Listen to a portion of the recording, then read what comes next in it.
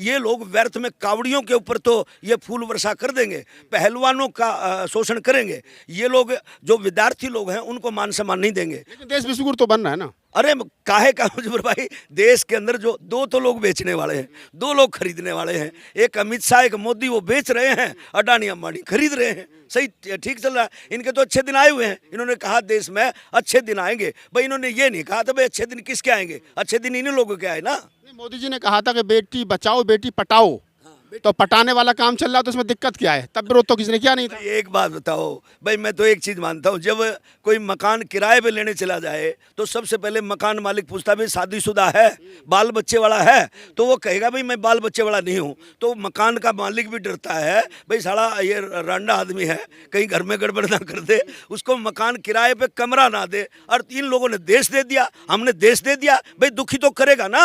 एक अनपढ़ आदमी जिसकी फर्जी डिग्री है, जिसका डिग्री का पता नहीं, जो इंग्लिश हमेशा गलत बोलने का काम करता है और भटक जाता है, लिखा हुआ बोलता, तो यार वो आदमी क्या देश को चलाएगा बताओ। नमस्कार दोस्तों, मैं राहुल नागपाल और आप देख रहे हैं हमारा यूट्यूब चैनल बोल 85। मैं जंतर मंतर पर हूँ और जंतर मंतर पर जैसा आपको मालूम है कि यहाँ पर महिला खिलाड़ी जो है वो बैठी हैं, उनका जो आरोप है वो भी आपको मालूम है। आज उनको समर्थन देने के लिए बहुजन समाज के बड़े सिंगर, हरियाणा के बड़े सिंगर, मैं हरियाणा के पूरे देश के बड़े सिंगर मूवमेंट पर जो गाते हों, भाई मंजीत मेहरा मेरे साथ मौजूद हैं, हमारे मंच के साथी हैं। मंजीत भाई, आप यहाँ पहुँचे, क्या मतलब मैसेज आप देने में अपना सफल रहे? फूले अम्बेडकर आंदोलन का इनको समझ में आएगी बात? जी जी बिल्कुल बिल्कुल। हमने जैसे अपनी बात रखी कि भाई रोड के ऊपर अपना हक अधिकार अगर मांगने के लिए बैठे हैं तो ये भी बाबा साहब भीमराव अंबेडकर की देन है। और सबसे पहले नागपाल भाई, मैं आपका शुक्रगुजार हूँ, आपका धन्यवाद करता हूँ कि हमारे समाज के लोगों के जो पीड़ा होती है, जो उत्पीड़न होता है, उनके ऊपर आप आवाज़ उठाने का काम करते हैं। इसका आप बधाई के पात्र हैं जी।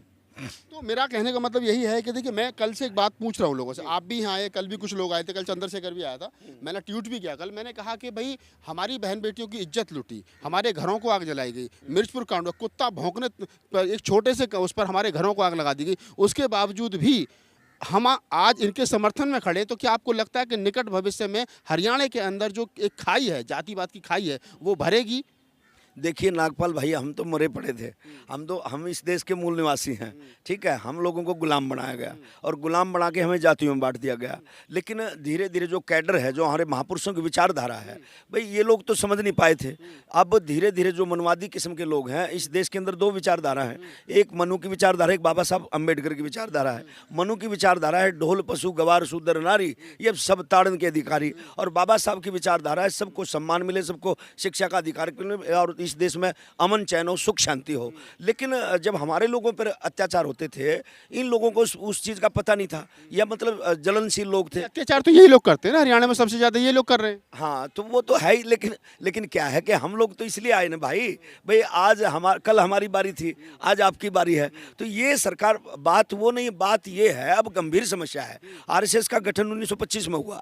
इनका इस देश में जो अम्बेडकरवाद है, इनका लक्ष्य 100 साल में अम्बेडकरवाद को खत्म करना, छोटू रामवाद को, या मतलब जितने हमारे महापुरुष हुए, पेरियार स्वामी जी, तो ये चाहते हैं भाई इस देश के अंदर महापुरुषों की विचारधारा खत्म हो जाए और इस देश में पाखंडवाद हो, इस देश में मंदिर हो, इस देश में टाल बजते रहें, चढ़ावे चढ़ते रहें, इस देश के अंदर पढ़ाई ना हो, शिक्षा ना हो। और इनका लक्ष्य 2025 में संविधान को चेंज करना।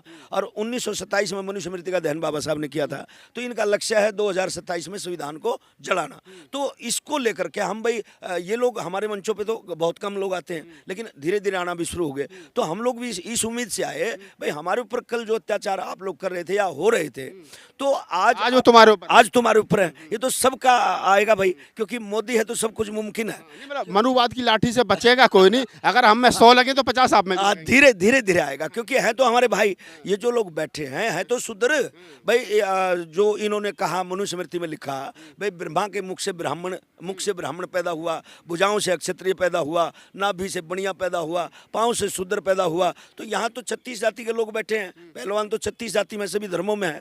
लेकिन मेरा कहने का तात्पर्य है कि हम लोग भी अपनी बात रखने के लिए इसलिए आए कि भाई जैसे हमारे ऊपर जो अत्याचार होते हैं, हमारी बहन बेटी क्या हमारी बहन बेटी नहीं है, तो इसलिए इन सभी लोगों से मेरा कहना है कि भाई जब हमारे ऊपर अत्याचार हुआ तो आप भी आवाज़ उठाने का काम करें, हम आपके ऊपर अत्याचार होगा तो हम भी अपनी आवाज़ उठाने का काम करेंगे, क्योंकि तुम्हारे अंदर और हमारे अंदर कोई फर्क नहीं है। शुद्र ये लोग भी हैं, शुद्र हम लोग हैं, बशर्ते समझने का फर्क है। क्योंकि इन लोगों को वो कैडर पढ़ाया नहीं जाता, बताया नहीं जाता, क्योंकि मनवाद ने अपनी मुट्ठी में ले रखा है, पाखंडवाद ने अपनी मुट्ठी में ले रखा है, तो ये कैडर समझ नहीं पाते। तो कम से कम इस बहाने हम लोग इनके बीच में आए और वो महापुरुषों की विचारधारा तो रख पाए, तो ये बात है ना। एक सवाल और है जो मतलब उठता है, हमेशा से बार बार उठता है कि अगर बैकवर्ड की जाट, गुजर, यादव, ये जो जातियां हैं, जो मार्शल कौम है, ये सुधर जाएं तो शायद बहुजन समाज बनाने में जो हमारे महापुरुषों का सपना था कि 6743 जातियों को इकट्ठा करके कुछ बनाएंगे तो शायद आसानी हो। तो लगता है कि जैसे यादव में पिछले दिनों सुधार आया है तो जाटों में और गुजरों में भी सुधार आएगा। किसान आंदोलन से बहुत फर्क पड़ा है। जब किसान आंदोलन के ऊपर अत्याचार किसानों के ऊपर हुए, हमारे 850 से भी ज़्यादा किसान भाई मारे गए, तो उसमें भी मैं आया था और मैंने एक सॉन्ग किया था कि अन्नदाता दिया बिठा रोड पे, अच्छी बात नहीं से, रे मोदी राज चलाना तेरे बस की बात नहीं से। तो इस सरकार में धीरे धीरे इन लोगों की समझ में आ रहा है। जैसे पुलिस वाले भाइयों का, फौजी भाइयों का इन्होंने अपमान किया। एक कंगना रनौत है, कोई जब भी कोई इस तरह की बात करता है, समाज के ऊपर उंगली उठाता है, तो मैं हमेशा अग्रसर उसके ऊपर जो ना जवाब देने में सक्षम होता हूँ, तैयार रहता हूँ। तो जैसे कंगना रनौत ने कहा था जो आज़ादी 1947 में मिली वो एक भीख थी। ये क्या नाटक है इस सरकार में। तो उन्होंने कहा है वो एक भीख थी और फौजियों का अपमान किया। और फिर उन्होंने कहा 2014 में जब मोदी जी प्रधानमंत्री बने तब असली आज़ादी मिले। अरे नाला एक लड़की, उसके लिए भी मैंने एक गाना किया कि शहीदों की आज़ादी को रही भीख बता नादान और नंगा नाच दिखाने वाली तेरे मुंह पे नहीं लगाम।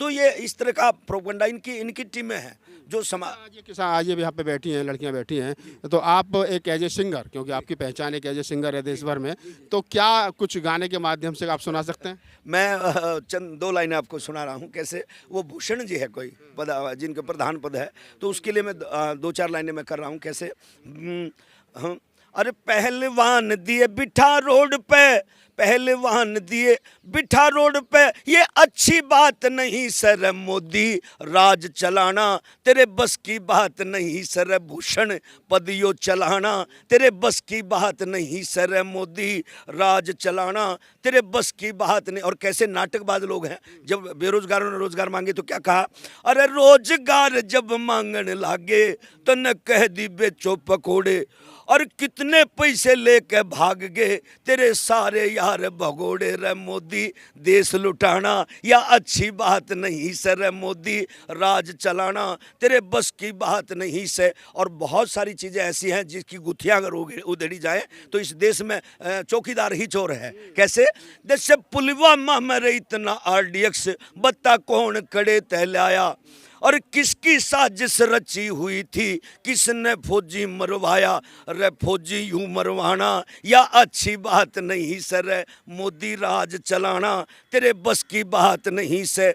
और मंजित मेहरा यूं समझावे भाई समझो और समझाइयो, और मंजित मेहरा यूं समझावे भाई समझो और समझाइयो, और इन चोरा की जो नीति से सबके घर घर जा बतलाइयो। रे मोदी देश लुटाना या अच्छी बात नहीं सर मोदी राज चलाना या अच्छी बात नहीं से। बहुत अच्छे। तो आप मंजीत मेहरा हैं, हरियाणा से चल करके आए हैं और हमारे मंच के साथी हैं, बड़े सिंगर हैं, बहुजन मूवमेंट पे खास तौर से गाते हैं। आप उनको अक्सर देखेंगे, यूट्यूब पर बहुत सारे वीडियो हैं।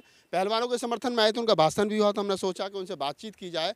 और बातचीत करने का जो उद्देश्य है वो यही है कि आप तमाम आंदोलन जो पिछले दिनों हुए हैं, चाहे किसान आंदोलन हुआ है, चाहे 2 अप्रैल भारत बंद हुआ, उसके बाद में 13 पॉइंट रोस्टर का आंदोलन हुआ हो, मंजीत मेहरा को आप हर जगह देखेंगे। देश के अंदर कभी भी कोई भी गैर जमहूरियत, गैर संवैधानिक, गैर लोकतांत्रिक अगर बात होती है तो मंजीत मेहरा की अपनी उपस्थिति वहाँ पर